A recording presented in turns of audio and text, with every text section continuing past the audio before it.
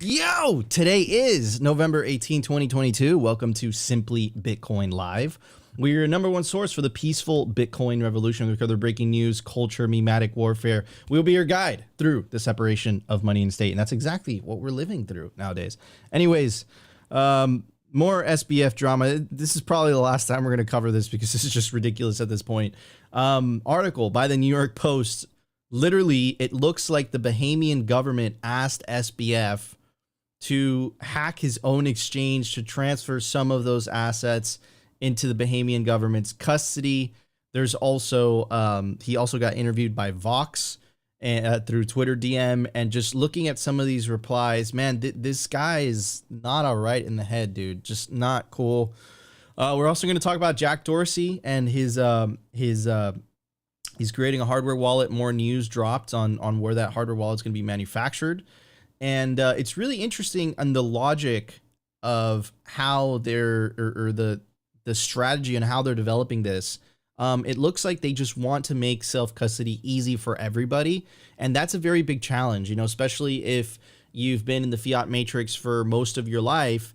You know, the idea of writing 12 words, writing down 24 words, and taking self-custody over your wealth when you've been outsourcing that responsibility for maybe your entire life is very radical, right? So we do have to make self-custody easy, because at the end of the day, what we always tell you, if enough people take self-custody of their Bitcoin, we win this revolution. There's absolutely nothing they can do about it. But if we don't learn lessons from the past, and most people outsource that responsibility to third parties, not only is it easier for governments to co-opt and capture, but you're also trusting those third parties to, you know, have integrity and not just, you know, do shenanigans with your funds. And the example with FTX, you know, all the bells and whistles, Mr. Wonderful, Tom Brady, and it still turned out to be a scam. So the answer to all of this is stop trusting other people with your money. Just take self-custody. It's as simple as that. It's so simple. Some people make it complicated. But before we start the show, I want to give a shout out to my awesome co-host, the always optimistic Optimus Fields. What's up, bro? Well, good morning, Nico, and good morning, everyone out there in YouTube, Twitter land. Good to be here. And another Rumble. day of content, and Rumble land. Oh yeah. Well, And Bitcoin TV. What's up, everyone? How you doing today? Good to be here. Good to be here. I'm going to keep the culture close to the chest because we are supposed to have a guest here. He said he's going to be running a little late, so I hope he pops in so we can do the culture we had in mind. But if not, I got something, a plan B for us that would be very fitting on today's show. So either way, we're going to give you guys the sauce today. But man, just in regards to this SBF, FTX stuff, I've been saying it, I think, all week. Like, the farther we are away from this collapse and the more information that is coming out, it just gets more and more ridiculous. It's absolutely insane, this circus show that is following the FTX debacle. And I just showed you this morning, like, Forbes dropped some ridiculous article about Caroline as well. It's almost like the legacy media is in bed with these people. Yep. Absolutely amazing. Absolutely amazing. But let's just get into it, Nico. Let's do this. All right, everybody, let's start the show. The Bitcoin numbers. Brought to you by NODL. At this point, you should be running your own Bitcoin node. If you don't use your own Bitcoin node, you're trusting someone else's. Run your own version of Bitcoin Core, the Lightning Network, Whirlpool, and Dojo, all from the comfort of your own home. And if you're a digital nomad, you have absolutely no excuse, because now you can run a NODL through a virtual private server. Visit nodl.eu today. All right, everybody, at the time of recording, the Bitcoin price is at 16,582. It's under 20K. It's a great time to stack. Sats per dollar, 6,031.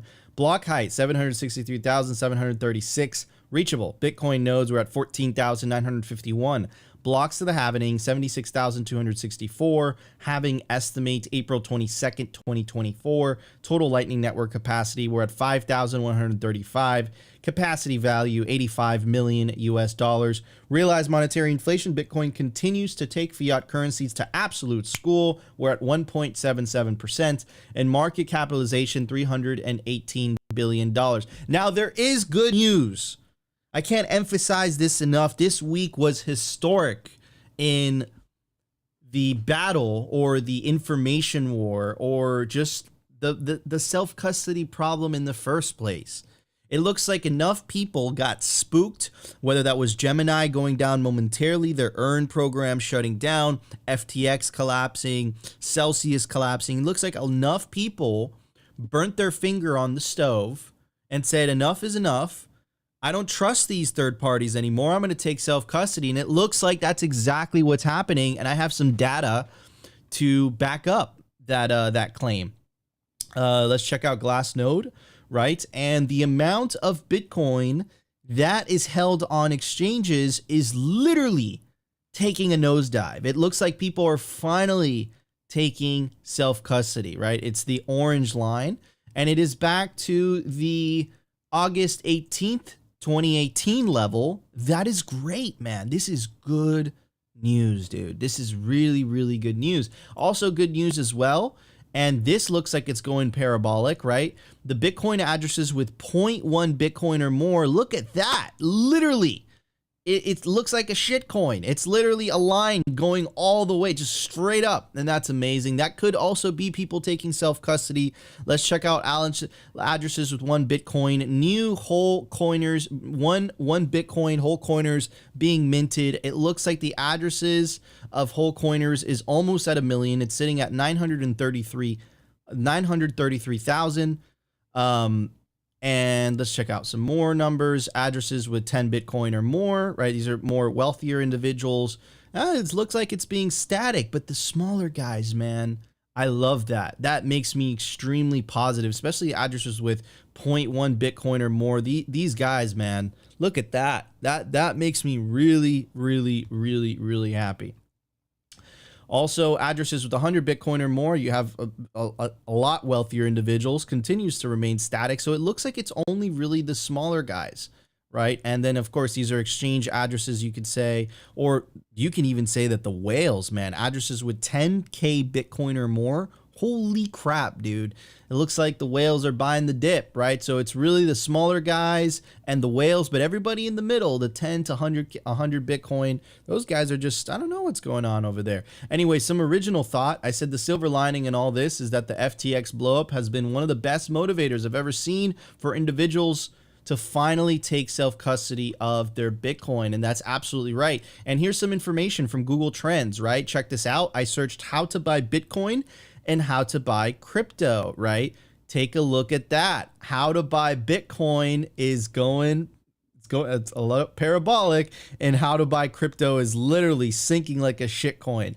Amazing to see, amazing to see. And this is a big difference because look at May 2021, it was how to buy crypto. Also the pump, like the mini pump in November, the second pump, it was how to buy crypto. And now after the FTX blow up and after this is a really promising trend, man. People are not interested in crypto.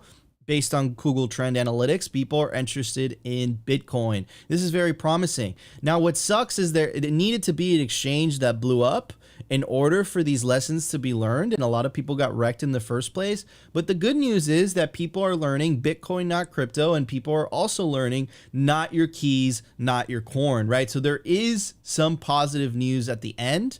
If you look at all the analytics, bro, the whatever they're called, the shrimp and the little guys, man, the 0.1, the whole coiners, new whole coiners are being minted. This is a great opportunity for everybody. American Hodl said it the other day. He tweeted it. He said it best, right? At these prices, you have no excuse. You could make it to one whole coin. You just got to put your mind, your back into it, and be part of that 21 million elite that have that privilege to be able to hold one whole Bitcoin, man. Remember, it's 21 million divided by infinity, and if you divide it by the human population, it's 21 million divided by 8 billion. So just you holding one Bitcoin makes you the privileged elite, especially in the hyper Bitcoinized world that I think we're all fighting for, that I believe we're going to. And I believe we're going to because just Bitcoin's incentives are better than any government coercion they have up their sleeve. Anyways, Opti, what are your thoughts on all this? But this is very good news, bro. That's what I'm thinking. Well, first off, I thought you were going to mention American Hodl's tweet where he said that you guys have no excuse to not stack 6.15 because of these prices. But hey, you took you took it another way. No, obviously jokes. But this is the great exodus from exchanges. So love to see it. Those charts that you showed, the Glassnode's charts and all the address, it's going parabolic. And you know, what's it, the shrimps, dolphins, and crabs, and whatever all the different names are out there, people are stacking Bitcoin, which we've been saying for a long time that there's irrefutable proof that there's more Bitcoiners coming into the fold. There's more people stacking Bitcoin. But to the point of what we're saying, you know, hopefully people do learn their lesson this time around.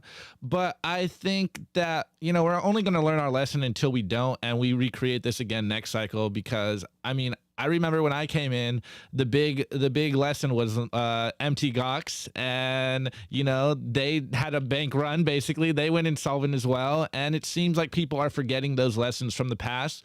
But I think this cycle, or this time around, with this FTX collapse, with the Three Arrows Capital collapse, the Celsius collapse, all the lenders that are about to blow up, you know, BlockFi, Voyager, I think that these lessons of putting our, you know, our collective hands on the stove over here, it's made so much noise this time around that people aren't going to be able to avoid this fundamental truth of not your Bitcoin, or not your keys, not your Bitcoin.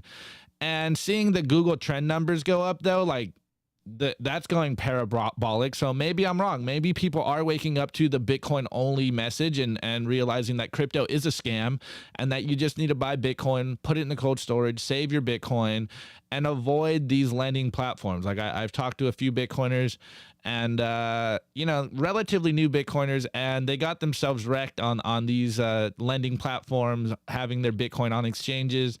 And everyone is feeling the pain for that. And we say it all the time, you know, shitcoiners make us all look bad.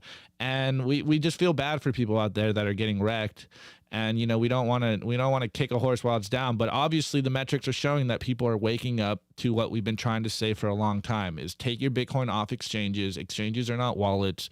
You need to own the private keys. You need to have the 12 to 24 words, or else it's not your Bitcoin. So at least we're seeing the numbers follow, which is a silver lining. But I just hope that we do not forget these lessons going into the future, and that this actually makes a point where people remember these hard lessons, man. Like, oh man, I really just hope that we don't forget this going into the next cycle in a year or two, and we have another explosion where we're talking about the same exact thing. But hey, 100%. This is just Bitcoin bear market things. This is just Bitcoin bear market things. That being said, let's find out what's going on with the SBF saga. Hopefully, I don't want to talk about this anymore, but you guys have to hear this because it just gets even more ridiculous. The Daily News. Brought to you by Bitbox 2 Bitcoin Only Edition, a hardware wallet by Shift Crypto. Crypto like cryptography. It's secure, it's open source, and it's so easy your mom can set it up. Self-custody is the revolution, and the Bitbox makes it simple. Do not leave your Bitcoin on an exchange. Order a Bitbox today.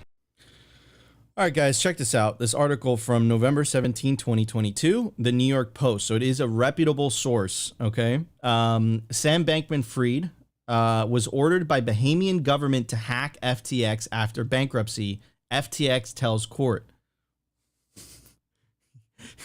This is one of those cases where reality is stranger than fiction. I'm going to read it again. Sam Bankman-Fried was ordered by Bahamian government to hack FTX after bankruptcy. What? What the fuck?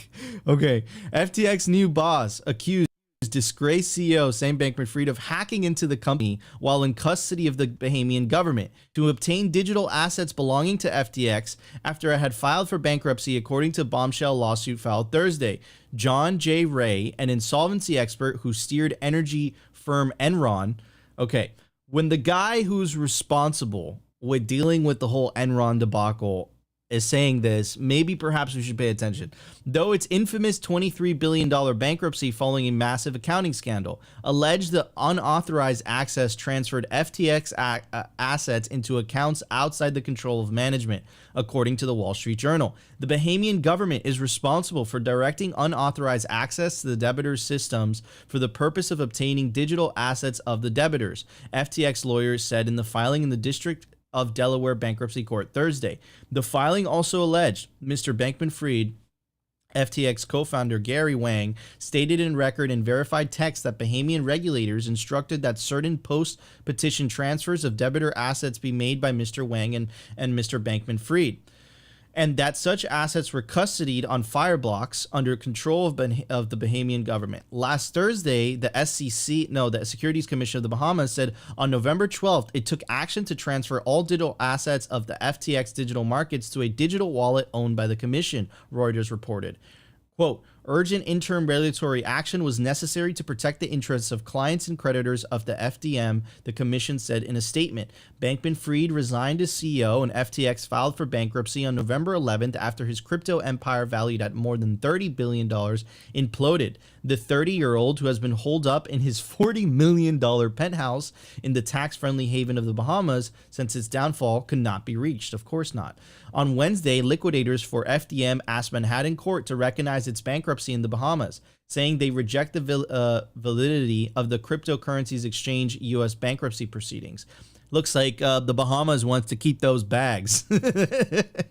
FTX, I'm sorry I'm laughing. This is just so ridiculous. I feel bad for anyone who's involved, but guys, Bitcoiners have been telling you, not your keys, not your Bitcoin. If you're trusting a third party, what happened with Mt. Gox, people still have not received, they've still not been made whole from that hack, and that bankruptcy has been going on for years now in Japan, right? So it looks like this is going to follow the same suit. It looks like it's just another bankruptcy proceeding in the Bahamas. Now, what's interesting is the Bahamian government fighting the U.S. government about deciding who gets to keep all these funds, and it looks like Bahamas really, they really stepped ahead. They're like, no, Sam, you got to send this to us, bro. This is very fascinating stuff. FTX countered Thursday by requesting that any dispute over the company's bankruptcy be handled inside Delaware courts, where the company voluntarily filed for Chapter 11 last week instead of New York, according to the Journal. In the stunning filing, Ray also ripped the firm's corporate governance under Bankman-Fried as the worst he's ever seen. That's right. The person who was in charge with Enron literally says that the FTX blow-up is the worst he's ever seen. To quote him, he says, "Never in my career have I seen such a complete failure of corporate controls and such a complete absence of trustworthy financial information as occurred here. From compromised systems integrity and faulty regulatory oversight abroad to the concentration of control in the hands of a very small group of inexperienced, unsophisticated, and potentially compromised individuals, this situation is unprecedented." That is the dude that dealt with Enron. And that's what he's saying. Oh my God. Oh, dude. Oh, man. Oh, man. All of this could have been avoided if you just stayed humble, stacked sats, sent your Bitcoin to cold storage. Ray's filing detailed several lapses that contributed to the downfall. An Alameda entity has lent $2.3 billion to an FTX entity, while Bankman-Fried and FTX co-founders and top executives Nasheed Singh and Ryan Salem have collectively borrowed $1.6 billion from Alameda, according to the filing. More such related party transactions are listed in the filing, though details are not offered. Okay, so check this out.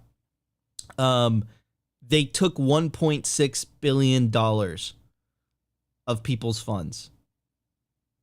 This is disgusting. Bankman-Fried, Singh, and Salam did not respond to requests for comments on Thursday. No shit.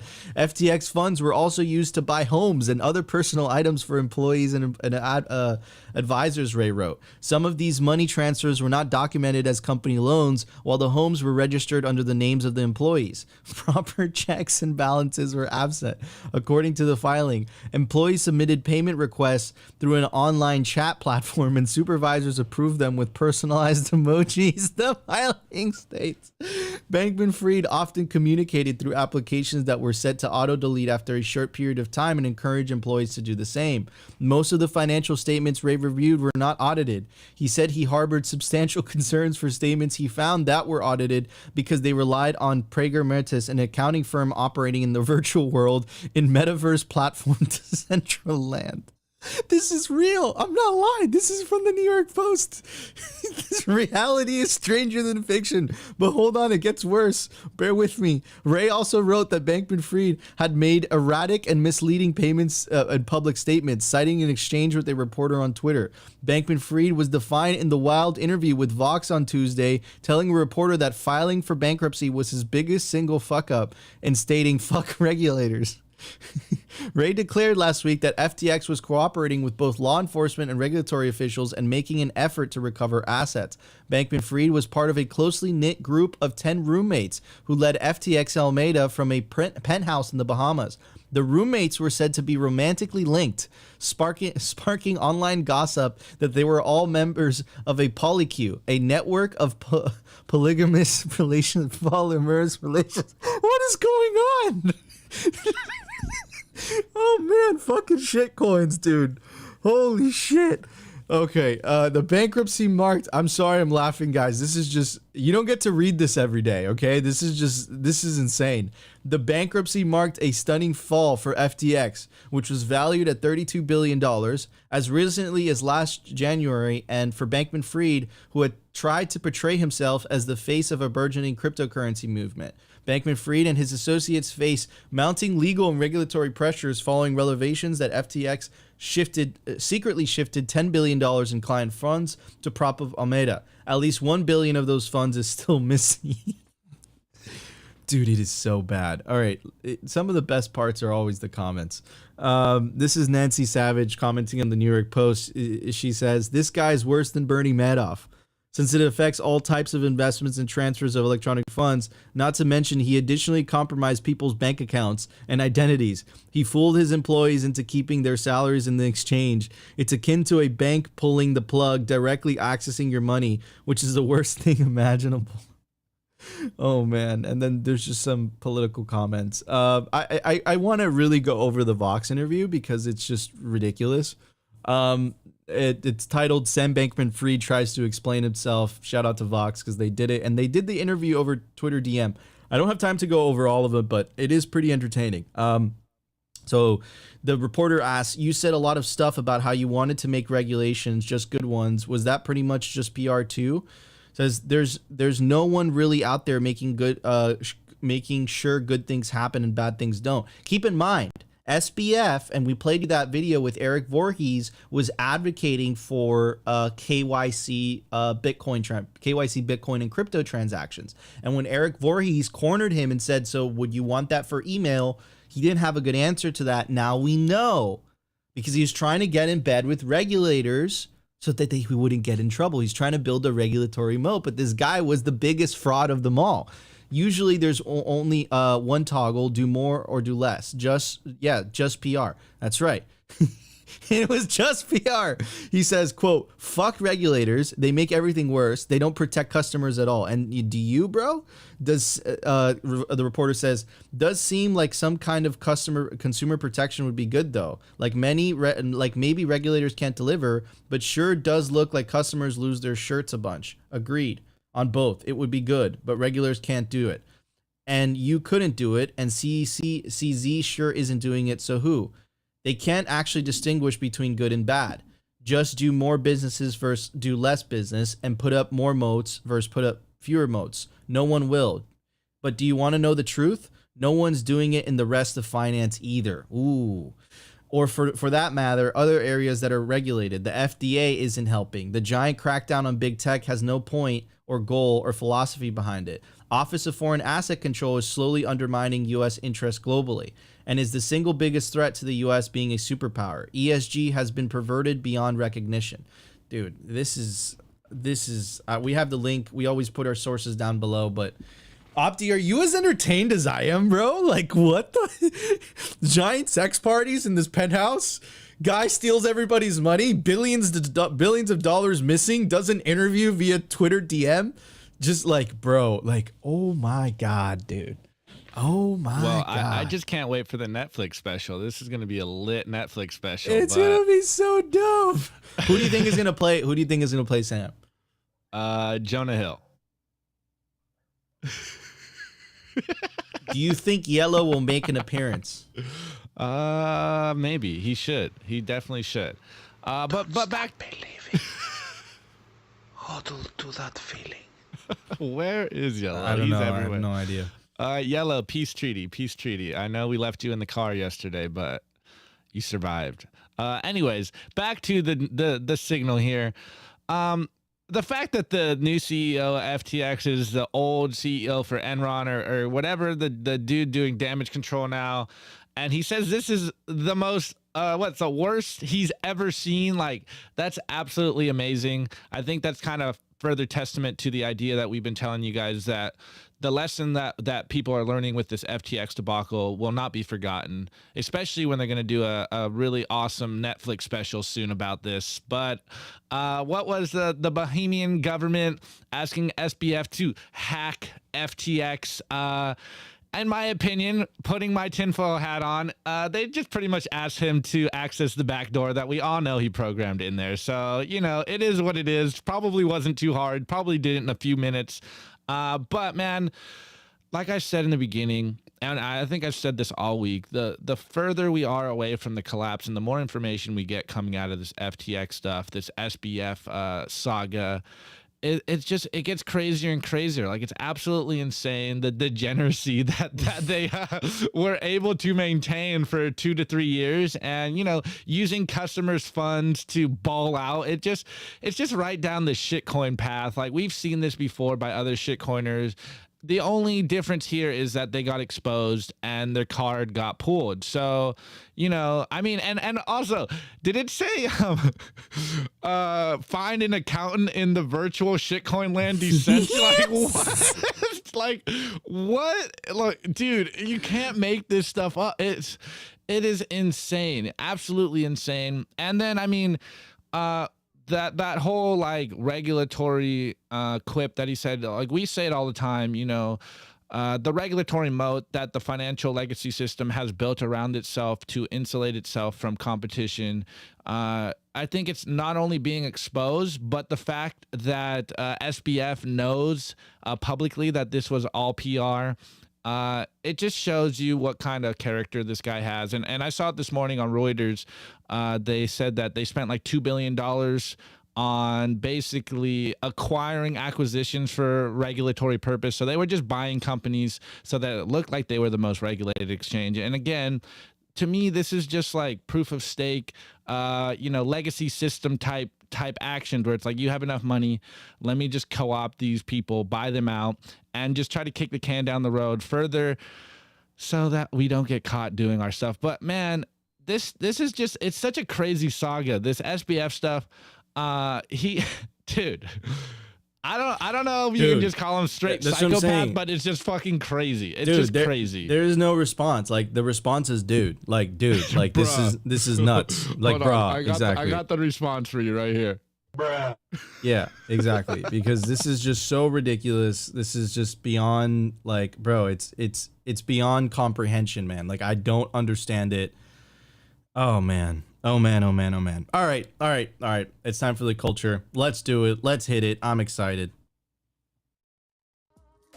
The Daily Culture. Brought to you by SwanBitcoin.com. Swan is the best way to build your Bitcoin stack with automated Bitcoin savings plans and instant purchases, serving clients of any size from $10 to $10 million. We love Swan because they incentivize self-custody and dollar cost averaging. What are you waiting for? Visit SwanBitcoin.com today. Amazing. Andres is rug pulling us, by the way, so we have to shame him on air. Don't dox him like that. No, he says he's busy doing some fiat mining. He will be back next week. But anyways, it's fitting because I covered this morning, and this is what I wanted to cover today anyways. And then he told me, he's like, yo, am I still coming on the show? Anyways, long story short, we're covering this article by Jameson Lopp. It's on the Casa blog, and it's something we've been telling you guys for a long time on the show. It's about taking your Bitcoin into self-custody, but he laid the game out very clearly. And after we're watching this whole FTX SBF debacle, I think it's very fitting that we cover it on today's show. So for those not on YouTube, not watching the show and listening to the audio, This article is titled Securing Bitcoin Scarcity and Fighting Fake Bitcoin. So Bitcoin provides strong assurances around the predictability and scarcity of its money supply, and scarcity is one of Bitcoin's key properties and fundamental value drivers. If this property is violated, we have a big problem. So, do we have a problem? And there's a tweet by Jameson Loppin. He goes, Bitcoin will not be a great store of value if most people are buying fake Bitcoin. So apparently it caused a lot of confusion, and this is why this article came out. So let me just read some of this stuff so that we can give you guys the pure signal of what is actually going on in the market. So Bitcoin is often touted as a store of value, but how is that value accrued? It's no different than any other asset. In order for the price/exchange rate to increase, value must flow from other assets into this new asset. Value flows as a result of demand, and the exchange rate adjusts as a result of the available supply. By available supply, I mean the amount that is actually purchasable on the market, not the total amount in existence. And this is how the invisible hand of the market acts upon the available information to affect the discovery of an asset's price. You guys should know this. You guys are very aware of this. But the problem is that there are many forms of fake Bitcoin. And when someone who wants to buy real Bitcoin ends up buying fake Bitcoin, that value is not accrued and stored by the true Bitcoin system. And this process corrupts price discovery. So, what are fake Bitcoin, and what does he mean by this? Well, first, of course, you know the basic one, Bitcoin knockoffs. And again, another tweet, Jameson Locke goes, 80 plus crypto assets have the word Bitcoin in their name. 14 have a market cap over 1 million. 3 claim to be Bitcoin, and only 1 is actually Bitcoin. So there have long been arguments by Bitcoin detractors that BTC is not scarce because there's near zero cost for anyone to launch a limited number of similar tokens. This argument has a grain of truth, but only to the extent that other tokens are seen as being the same in the eyes of market participants. Clearly, fork coins are incompatible protocols that are rejected by anyone running a Bitcoin node, and this is why we tell you guys, run a node, verify your transactions from the Genesis block so that you do not get bamboozled with fake coin. Anyway, danger appears to have passed. It's becoming very obvious in the market that there is one Bitcoin. It is BTC by its ticker. But what if I told you that Bitcoin's manipulated in far more deceptive and subversive ways? And now this whole collapse, enter paper Bitcoin, the most straightforward form of which is the simple IOU. This technique, fractional reserve banking, has been employed by institutions for hundreds of years. This is literally why we Bitcoin. Anyways, Bitcoin IOUs, the unfortunate current crypto reality is that the vast majority of users are being onboarded through centralized exchanges. They send fiat to the exchange through a bank that uses traditional payment rails and then place an order to buy BTC. But what happens when that order is executed by the exchange's trading engine? An entry in a private database is updated, thus creating the exchange user with an IOU corresponding to the amount of BTC they purchase.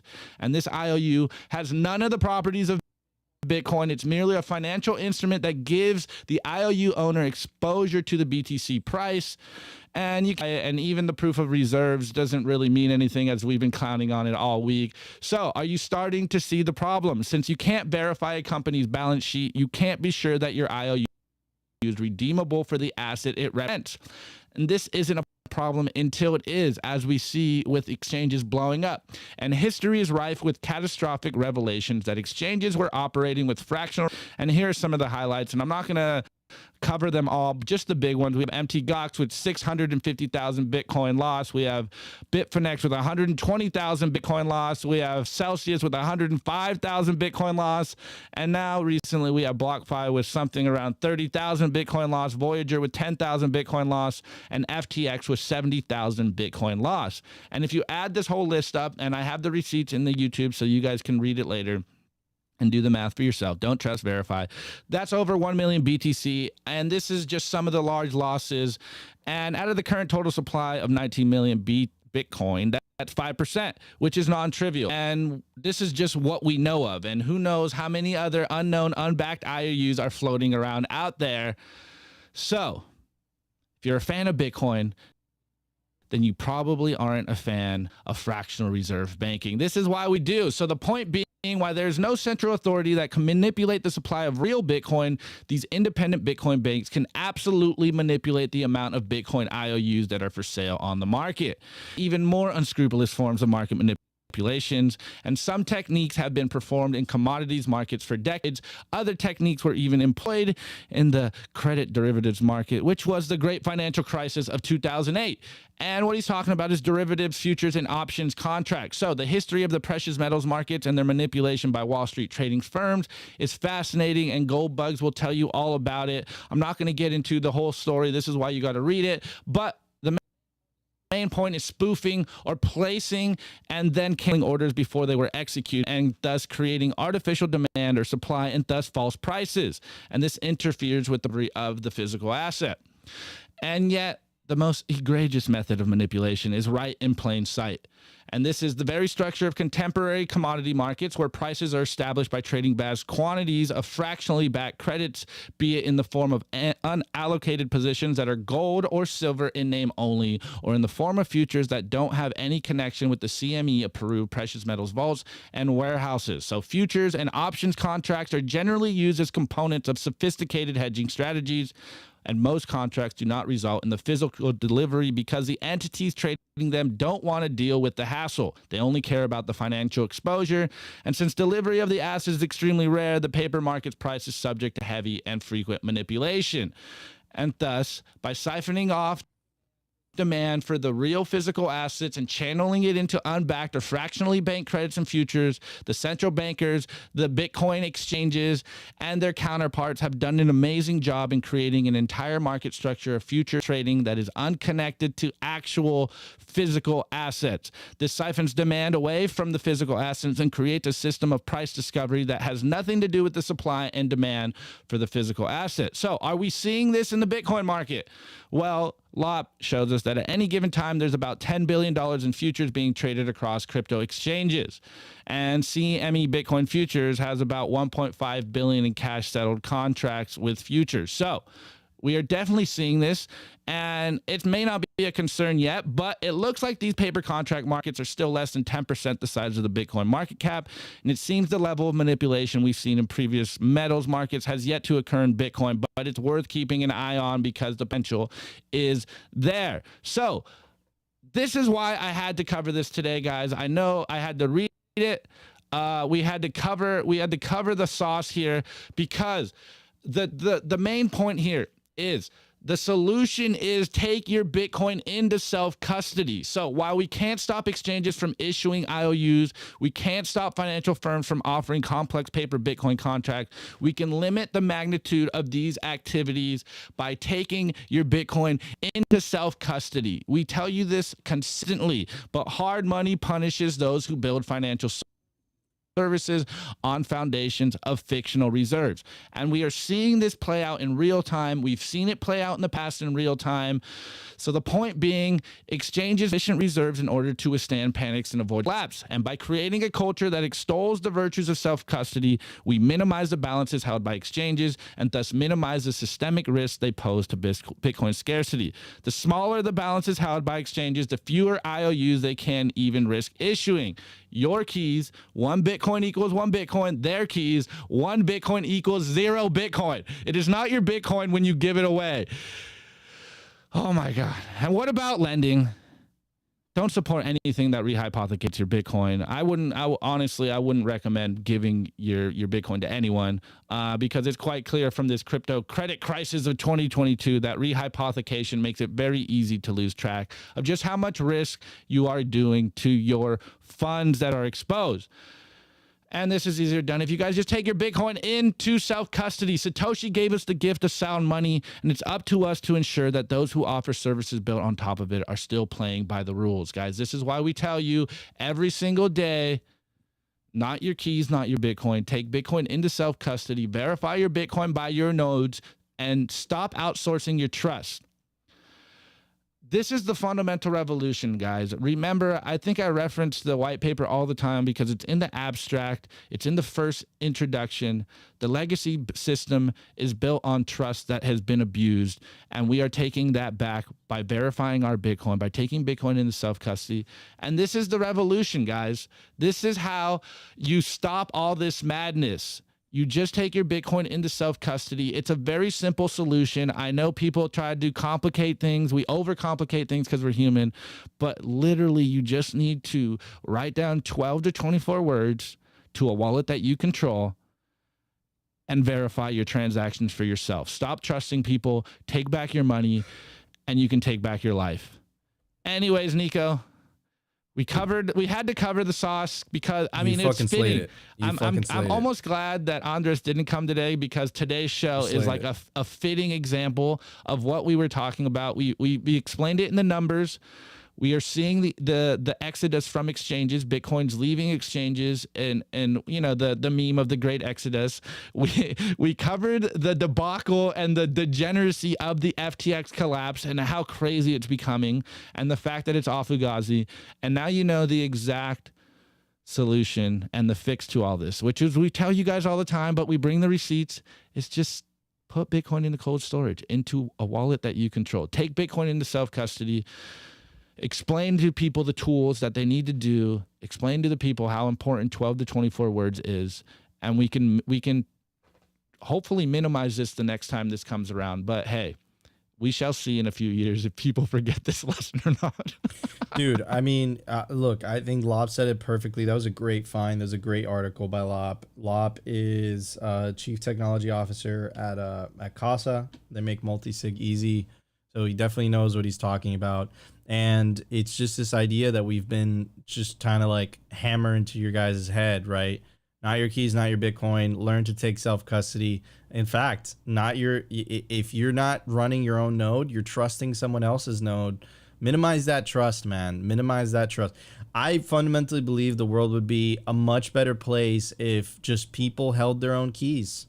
Like if people held their own money. And they stopped outsourcing that to demons, because that's where I believe we are today, is that many people have outsourced that responsibility to people that don't deserve that type of responsibility. Like look at the example with Lebanon, right? Look at the example with the Lebanese banks, better said. Look at the example with the FTX. And look, you kind of have to understand human nature, right? Human nature is, you see this pile of cash, even though it's not yours, but you have access to it, it's very tempting to use that, right? So, and I believe it's a structural issue, right? If you take away their ability to use that money in the first place, then they're not looking at a big pile of cash, right? And then the Vox reporter and SBF in the chat said it, right? It's like, look, if you want this government regulation to step in, you want big daddy government to fix it, that means more bureaucracy, less freedom for you, right? So it all kind of circles back to stop trusting other people with your money. Full stop, period. That's it. Like that's how it works, right? And now that we have Bitcoin that, facilitates that, makes that easy, gives us the capability to do just that, there's literally absolutely no excuse as to why you would continue to trust a third party with your money, right?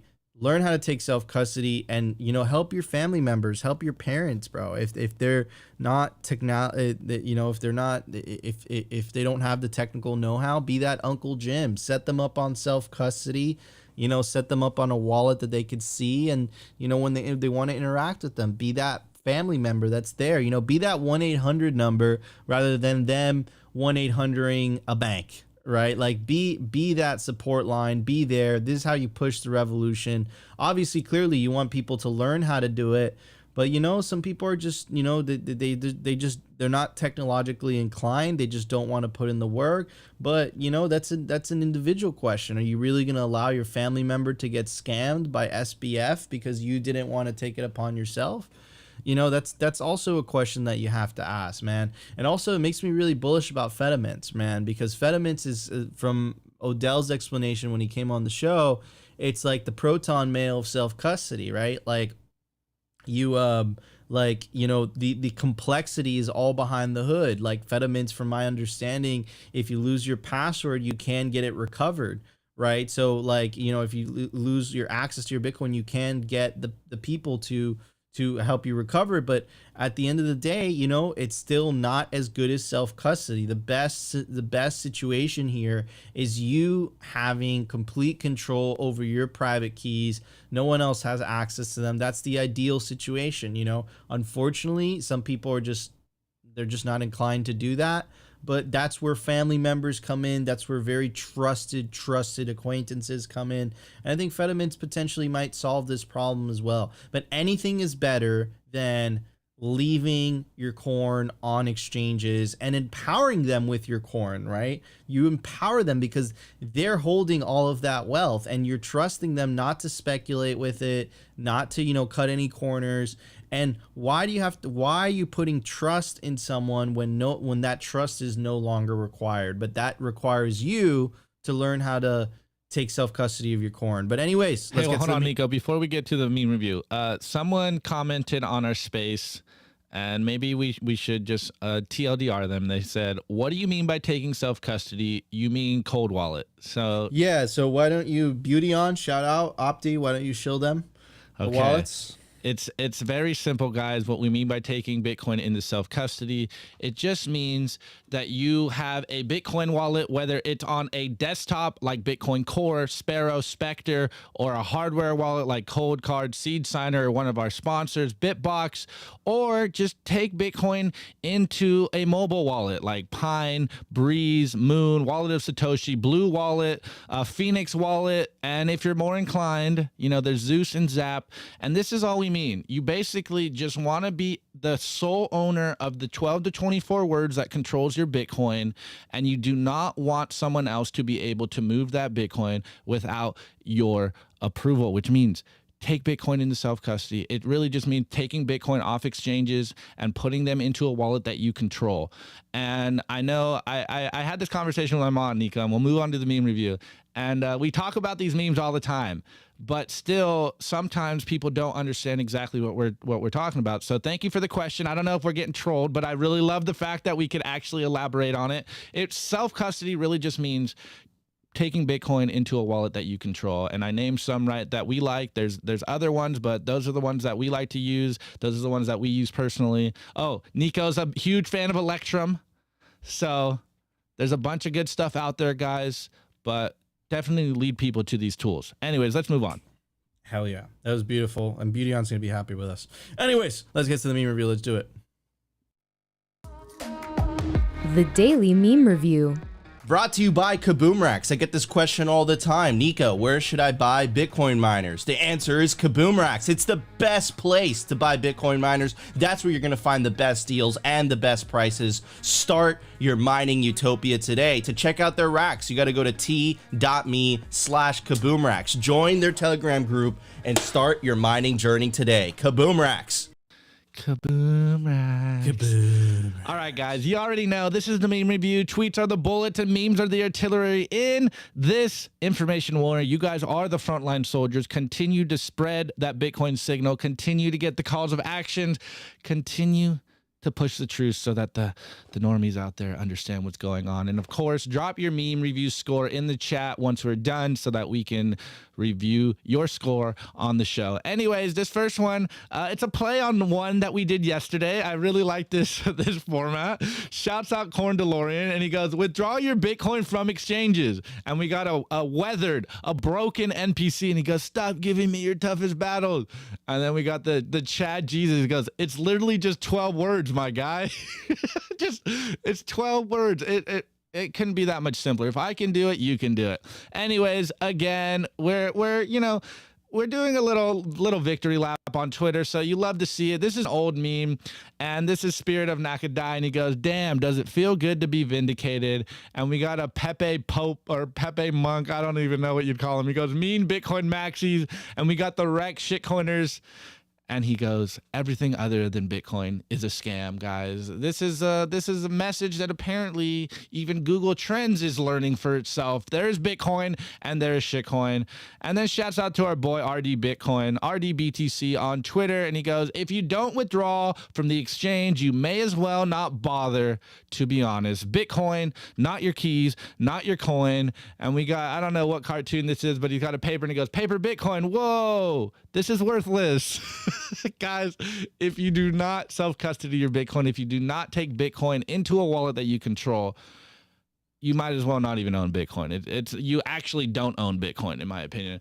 Anyways, we did this essentially the same meme earlier in the week, but Need Creations did a nice iteration on it, and I think this is even further proof and further illustration of what we keep trying to tell you guys. But a picture paints 1,000 words. Anyways, he goes, once you see it, there's no turning back. Hashtag Bitcoin. And so we got 2 circles, and the perception is that Bitcoin is just a small fraction of crypto, and then there's fiat. But in reality, there is Bitcoin and there's fiat, and crypto scams are just fiat recreations on my blockchain. So My blockchain. stack Bitcoin, saving Bitcoin. And this next meme, again, sometimes I like to take people's screenshots and make basically force them as memes. This one is Pete Rizzo. He does a great job on Twitter, and he goes, Bitcoin price at the time of this tweet was 25 cents.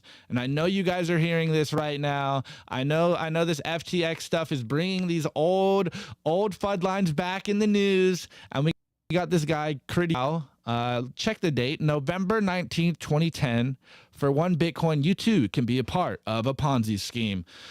Ouch. Have fun staying poor, as we like to say. But I think it's fitting to bring these kinds of memes back up because people are saying the same thing, and you can screenshot them now. And in a few years, 10 years, 12 years, we can all have a good laugh about it.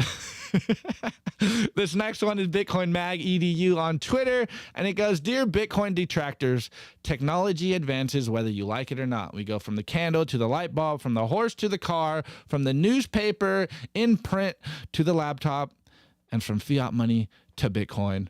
Hold on, we need to give him some horns on that one.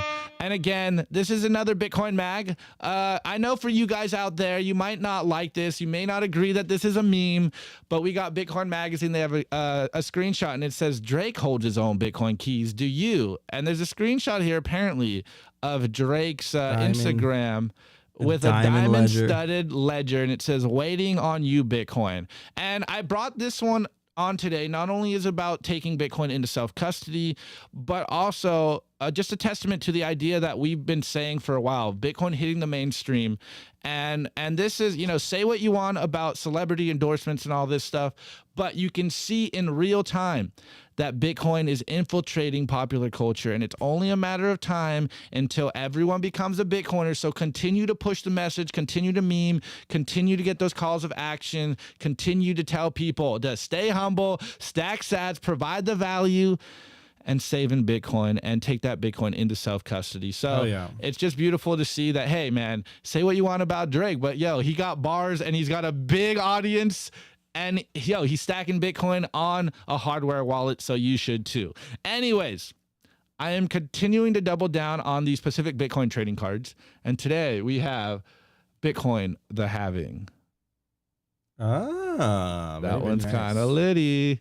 I'm going to give it a... Also, guys, this is Simply Bitcoin Live. Put your score in the live chat. You told them? I told them. Okay, I'm going to give it this Wi-Fi extender. Extend your Wi-Fi. Yeah. I might need one of those. Yeah. Wait, look at this. Hold on, look at this comment. Shouts out to Opti's Gilf Swinger Lifestyle with an audience. Breaking, Drake doxed by Ledger. Oh, man. Yes. That's hilarious. Oh, man. Okay, so let's get to these meme review scores. Hold on. All right, first one by Rave Elevator. I give those memes 1 stick of butter for my corn. Very, very nice. Next one by Igor. I give the memes a Jesuit head cap. Jesuit. Rave Elevator. I give those memes. Wait, no, you did that one. Hold on, there's this one. Oh, Shed Boy says, my score is the Machine Man speech from Charlie Chaplin film Dictator. Ooh. Dude. That's a good one. That's one of the best. That's one of the best scores I've heard in a long time. Diogenes says, my meme score is wrecked Bitcoin tweet are the real NFTs. That's funny. That's funny. Oh, man. Hold on. Okay. God damn it, Yellow. Yellow. Opti's Gilf Swinger Lifestyle with an audience. If you know, you know. Score, key for Hilton Hotel, room 69. Bring your own mask. It's a family-friendly show. Wait, should Yellow read this meme review score? Do your Yellow voice. Don't stop believing. Huddle to that. All right, Yellow. Give me back the camera. Give me back the camera, Yellow. Give me back the camera. This is savage. Frank Arn. I give these memes one backdoor entrance to FTX and Caroline. Bitcoin for Canadians. I give the memes the yummy crumbs that got caught in Nico's beard the last time he had peas. This is true. This is true. Man. Next one, Yellow. Yellow gives a carb. How did you type? Yellow gives a carb refreshment fake tree thingy. It's true, but they do smell delicious, Yellow. Yellow, I will give you those tacos soon. Sorry, bro. I left you in the car so long yesterday. I give the memes, just Semina says, I give the memes a lightning transaction. Very good score. I like that. Guardian Healer, I give those memes QR code, PSBT, partially signed Bitcoin transaction. If you know, you know. And we are out of time. Anyways, guys, also make sure to join Simply Bitcoin's awesome Telegram group. It's completely free. You got to go to www.t.me/the Simply Bitcoin channel. Also, check out the written version of this show, Simply Bitcoin Unfiltered. To subscribe, you got to go to www.simplybitcoin.news. It's completely free. Shout out to our awesome writers, Zach, Paul, Rustin, Weinickus, slaying it. Anyways, guys, there was an open source software release today. Let's check it out. Bitcoin software release. Brought to you by CypherSafe. Don't be that person that loses their Bitcoin seed due to fire damage, water damage, dog attacks. Back up your generational Bitcoin wealth on steel. And there's no better place to do it than the Cypher Grid by CypherSafe. And now check out their new Bitcoin art, the Bitcoin Rulux triangle, only on CypherSafe.io. All right, everybody, the software wallet for today. Hold on. Software update for today. Sparrow wallet. This is one of my favorite desktop wallets right now. It's awesome. It literally makes things easy, sets up multi-sig easy. Definitely recommend it. Download it. It's available for Mac, PC, all that stuff. So the new version just released, Sparrow wallet version 1.7.1. Includes wallet tab icons, Sparrow terminal updates, and more. Let's get into some of the details. Wallet tab icons. Oh, that's cool. Broadcast pre-mix transactions from Sparrow terminal. Show addresses, QR code in terminal. Change QR code display density. Well, very cool. Nice little fixes. And I like that. I like how they added the little icons. That's a nice little feature. I really enjoyed that. Shout out to the guys from Sparrow for making an awesome wallet. Also, guys, check out our audio version of this show. It's available on Anchor, Spotify, Apple, and Fountain. Thank you for everybody for streaming streaming us sats on Fountain. Really appreciate the value for value. Podcasting thing is dope AF. We're gonna read some of the comments. We're gonna get to it. Opti, I think we should start every Friday. We should read the Fountain comments of the week. We're going to get into the habit of that. So that'll work better because we don't get them every single day. So that's perfect. Exactly. So it's a little bit hectic. So we'll get into the habit, guys, because we do appreciate all the support. Thank you so much. We'll go through all the Fountain comments every Friday of this show. So make sure to tune in. And of course, guys, check out our awesome clothing sponsor, representltd.com. Opti and I are wearing the merch right now. Opti's wearing the newly released Simply Bitcoin merch. Opti, show the back, and I'll show mine as well. Opti's wearing the full Simply Bitcoin merch, and I'm wearing the Simply Bitcoin tank. It's super badass. I need one of those. And you can take advantage of the promo code, and it's in camo. You know Nico likes camo. You can take advantage of the promo code, all caps, simply-bitcoin to get a 10% discount on representltd.com. Guys, mind you, the Simply Bitcoin merch is limited edition drop. There's only so much to go around. So when they sell out, that's it. They won't make any more of these. So make sure to get your own Simply Bitcoin merch. I'm going to have to buy my own. Guys, we love you all. Thank you so much for tuning into another episode. Make sure to hit that like button. Consider subscribing if you feel we provided you value. And the number one thing you could do to help this channel, in fact, help all Bitcoin content, get the signal out there, is share this video, especially with your normie friends. Orange pill them. Spread the peaceful revolution. The show is going to go on. I have to run, but Opti's going to continue the show. I have a meeting at 1:20, but Opti's going to continue the show on Twitter Spaces with our friends over at Swan Bitcoin. Best place to stack sats by Bitcoiners for Bitcoiners. We love you all. Have an amazing weekend, and we will see you on Monday, everybody, for a brand new episode of Simply Bitcoin.